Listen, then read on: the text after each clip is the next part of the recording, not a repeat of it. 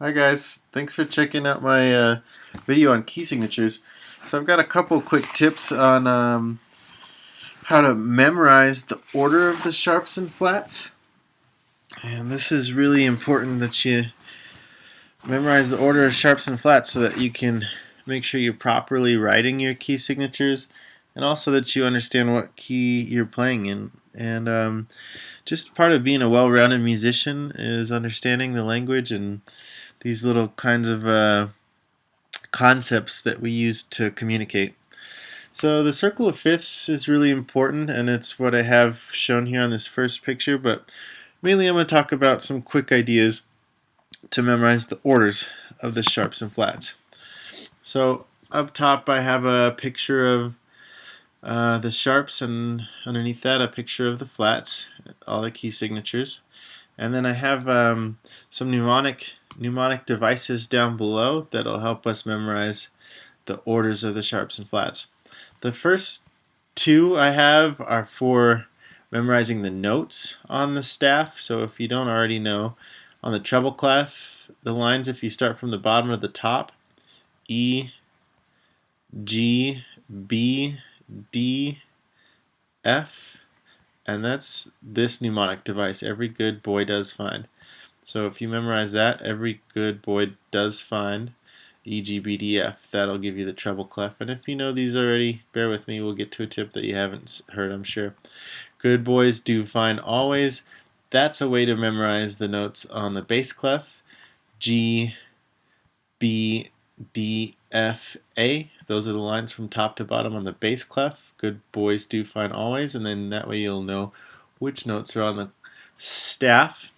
Okay, now let's talk about the order of the sharps and flats. You notice they go from 1 to 7 from left to right. Same with the flats. 1 to 7, left to right. Let's talk about the order of the sharps first. So you notice we add a sharp, we keep one from the same one as we add it. So it's not a random set of, they're not in a random order. The order is stacked. You just add another sharp to it. So the order of the sharps is as follows: F, C, G, D, A, E, B. So F, C, G, D, A, E, B.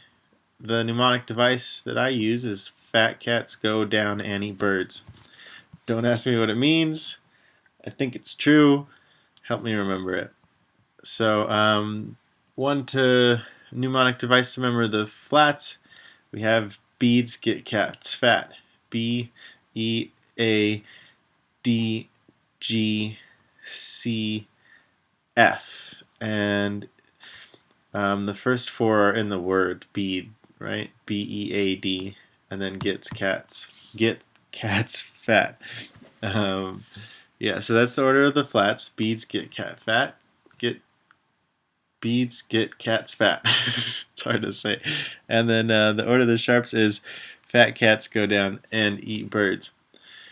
Alright, cool. So here's the two tips that I think are really interesting. There's a little bit of a shortcut here that helped me get through theory in college, actually, when I needed it. This helped me out in a pinch. And what this first little tip is for sharps is based on the leading tone. So if you don't know what a leading tone is, what it is it's the seventh note in a scale. So I've actually got a guitar here. So the leading tone, 7-1, is the note right before the other note.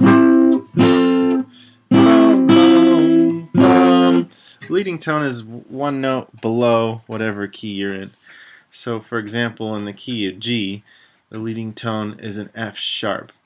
You could take the time, and a lot of people have this memorized, 3 sharps equals the key of A, 6 sharps equals the key of F sharp, for example.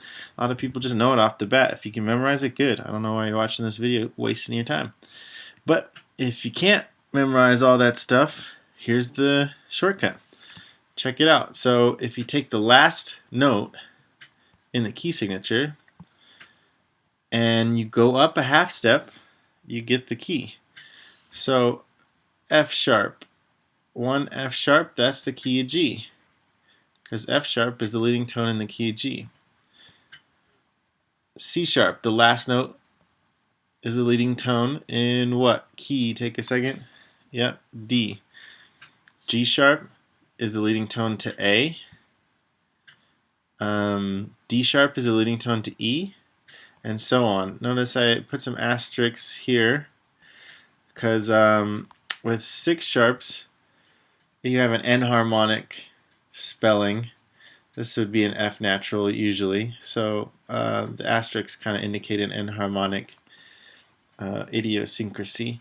Over here, this B sharp, right, would go to C sharp, but most people call it the key of D flat instead of C sharp. But the B sharp is the leading tone to a C sharp or a D flat.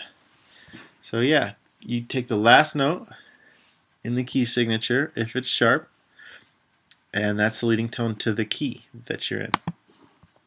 Alright, here's the trick to memorizing the flats. If you take the flat before the last flat, so the second to last flat, notice I've got arrows to all of them, then you get your key. It's that simple. So back up 1, you're in the key of B flat. Back up 1, you're in the key of E flat. Back up 1, you're in the key of A flat. Back up 1, you're in the key of D flat. Back up 1, key of G flat. And then here's another one where I have an asterisk. You're in the key of B natural. So it's a C flat here, which is also an enharmonic of B. But yeah, that's it, guys. Thanks for being patient. I know that some of this stuff you'll know, but we'll get all sorts of little tips and tricks in between the cracks if you stick with me. Thanks for tuning in. I'll have some more videos like this on theory and concepts real soon. Alright, bye.